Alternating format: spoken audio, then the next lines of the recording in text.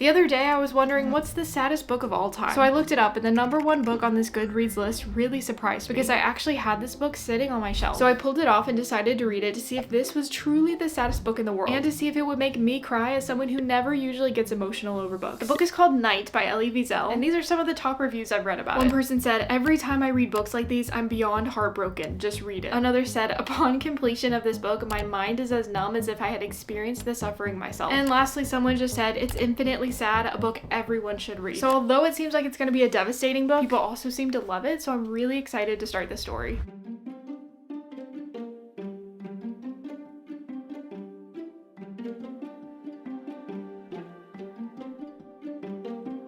So this book is a true story about a Jewish boy living during World War II, which obviously off the bat seems like it's setting up for a pretty sad story. But what I'm really curious about is what makes this one the top #1 saddest book on this Goodreads list. And the more I look into this book, the more I think that there's something other than just living during World War II that makes it so devastating. So I started reading right away and I was so excited to figure out what exactly this book was about. I have like a whole bookish reading day planned for today that I'm very excited for. I'm gonna go to the bookstore. I have a very important book that I want to get. I think I'm gonna go read this outside, like at a park or something, which would be really embarrassing now that I think about it if I started getting emotional about the story in public. But it's a nice day out, so I do want to read outside. And I'm really excited to just do a bunch of book things today. And the really crazy part about all of this is that the reason this book was already on my shelf is because I've read it before. I'm pretty sure I read it for school when I was really young, but I remembered absolutely nothing about it. I probably rushed through it and didn't pay much attention to the story, which makes me even more curious what happens in this book that I'm forgetting so much of. But I'm hoping as I read this time around, maybe I'll start to recall a little more of the story. Okay, I'm gonna talk really quietly because I'm afraid someone's gonna hear me, but I came to this pretty place to read. It's so nice outside and it's very sunny and I'm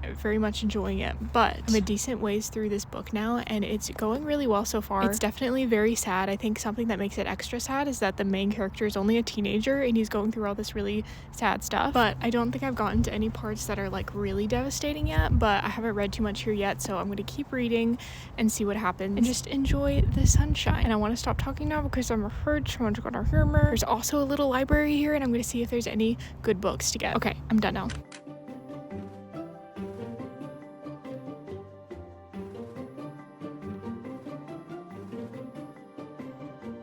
After I finished reading out there, I stopped by this little library and looked around. They had a few good books, but I realized I didn't have anything to trade. Also, let's be real, I didn't need any more unnecessary books, so it was probably for the better. Then I went back home. So I did some really nice reading out there, and I actually got a lot done. I'm getting close to 50 pages in, which is getting close to halfway because this is a really short book. Obviously, the book is very sad so far because, like I said, it's a kid who's going into a concentration camp. Obviously, it's a very sad topic, but nothing has stood out enough to be like super ultra devastating yet, at least in comparison to other books. Nothing's really making me want to cry yet, even though it is really sad. So I'm still kind of mentally preparing for something to come towards the end, and I'm a little bit nervous about that, but definitely not there yet. And also I'm just really liking the book. Like the writing style is really good. He's a very unique kid and he's going through a lot, and it's also always really cool to see with books like these the perspective of people during the time. Like they just had no idea how bad things were or how bad they were gonna get, so there's just a lot of anticipation of things to come. Basically, so far in the story, it begins like right at the beginning of the war. Nobody really thinks anything too bad is gonna happen. Everyone's chilling, and then eventually people come for this kid. He's a Jewish person living in, I think, Lithuania. Him and his family are taken to concentration camps and they're split up, which is really sad. I'm very interested to see where it goes from here, and I'm also a little bit worried, but for now I'm going to take a little pause and I'm going to do some book shopping, which I've been very excited to do all day. There's one important book that I really want to get. I've been wanting to get for a while, so I'm going to go on a hunt to try and find it, and I'm really excited to just browse too, so let's go. I have arrived at the bookstore. I am on a very specific mission today. There is one book that I have been wanting for a while and haven't gotten yet, and I really want it today. It's apparently become a very popular Christian book, which is kind of surprising just in general. I feel like Christian fiction normally isn't that like mainstream popular, but this one specifically has been kind of blowing up, at least from like what I can tell. And so I came to a like Bible bookstore. They have a lot of Christian fiction here, so I'm hoping that they have it. So let's go look. I'm very excited to get it.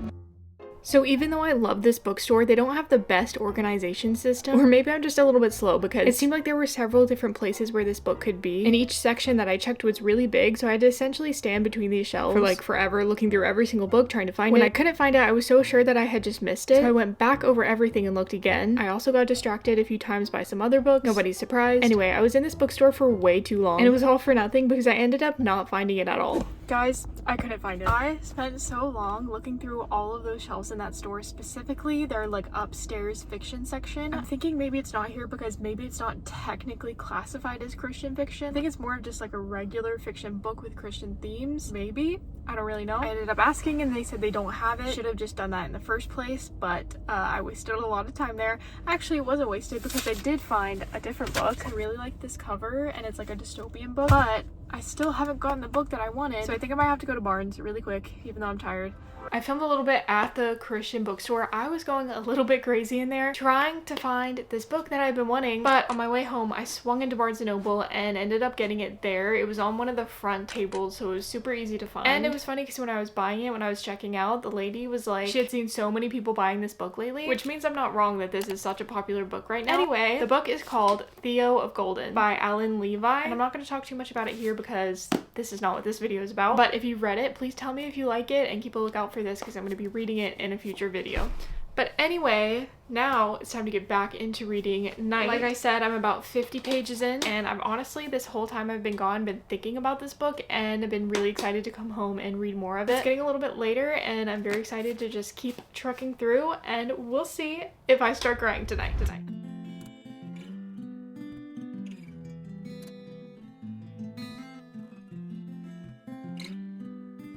It's getting a little bit late, so I think I'm probably gonna stop in a minute. I didn't actually read that much just now. I'm only at 68 pages, but I can definitely finish this tomorrow. Whatever tragedy is gonna happen, if it is even gonna happen, has not happened yet, but whatever that's gonna end up being, I'm definitely gonna get to that tomorrow because I'm gonna finish this tomorrow. He's full on like living at this concentration camp now. It's just him and his father. They're struggling a lot, not getting enough food, not getting enough water, and it is definitely a hard read. Something that I am also really liking in this book is that the main character, he's Jewish obviously, and so he believes in God. In the beginning, he's like really strong in his faith. He's praying a lot and he's like doing all the things that he should be doing to like be a part of the Jewish faith, I guess. But then early on, when all the bad stuff starts happening and he goes to a concentration camp, he very quickly starts wavering in this faith and he gets really angry at God because he's like, how in the world is this happening? And he's angry. He's like, why are we praying to this God who's like doing all this terrible stuff to us? And yet you still see when things get really hard, he continues to turn to prayer or turn to his faith in some way. But it also seems like just something that always gives him peace no matter what, even when he is angry at God. And I'm very interested to see where he kind of ends up with that towards the end of the book. I'm wondering if he does end up coming to a place where he realizes that the darkness around him doesn't really come from God, but the peace that gets him through it does. But I'm just really interested to see where that goes and to see if he ends up thinking about God in a new way towards the end. I don't know. I'm very much looking forward to how in the world does this end,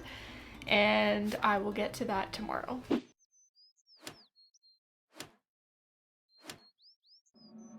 It is the next day. I just got done reading a little bit more this morning. I'm getting so close to the end, but I just wanted to say that even though this book is very sad, it is such a good book. I would highly recommend this to a lot of people, especially if you like historical books. It is so well written, and just the style of it I find super interesting because it's not like one long, slow narrative story. It's just a bunch of little like sections like this. Some of them are longer, some of them are shorter, of basically just a bunch of like little memories he has from being in this concentration camp. It seems like these are all just the memories that stick out the most to him, like the things that are ingrained in his brain. And a lot of these moments are very hard things that he experienced, like being separated from his mom or getting beat up a couple times or watching other people die. But there's also a few of them that are very nice memories or just very simple things that he writes in a lot of detail, like little moments where someone gives him an extra ration of bread, or there's one part where like a French girl talks to him and tells him basically to keep going and not to give up, and all those little moments he writes in like a lot of detail, which I find super interesting. He's been suffering, starving this entire time. He just had like a really bad foot injury. I'm pretty sure they're walking to like the other side of Germany essentially, and he has to do that on his injured foot, and it's in the middle of the winter. So I'm just a little bit nervous for where it's gonna go from here, but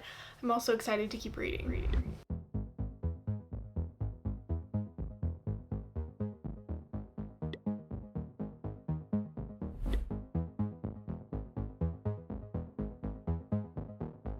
So I continued reading until the end of this book to see if it would actually make me cry and if I really thought this was one of the saddest books of all time. As it got to the end, I realized I was definitely right about something very tragic happening towards the end, and this was my reaction. And it's safe to say that by the end I was very sad. So I finished this book yesterday and I've been thinking a lot about it. It's safe to say that this did get very, very sad towards the end. I won't spoil too much, but it was one of those situations where the main character was dealing with so much and you think that it couldn't get any worse, and then it just did over and over and over again. And although I did not cry while reading this, but that's not to say this wasn't a devastating book, it really was. I just don't cry that much in books. I don't know why. I will say the part that got me closest to crying wasn't all the sad stuff. It's when he finally got saved from the concentration camp. It was such a good moment. In my copy at the very end of the book, it shows the author's Nobel Peace Prize acceptance speech, which I also read through. It was really interesting to see him talk a little bit about his faith and how it's still very strong. Towards the end, he even says, "But I have faith in the God of Abraham, Isaac, and Jacob, and even of his creation." It's like at some point in his life, he did go back to his faith, and that was really satisfying to see at the end. But overall, I loved this book. Even though by some it's considered the saddest book of all time, I definitely still think it's worth it.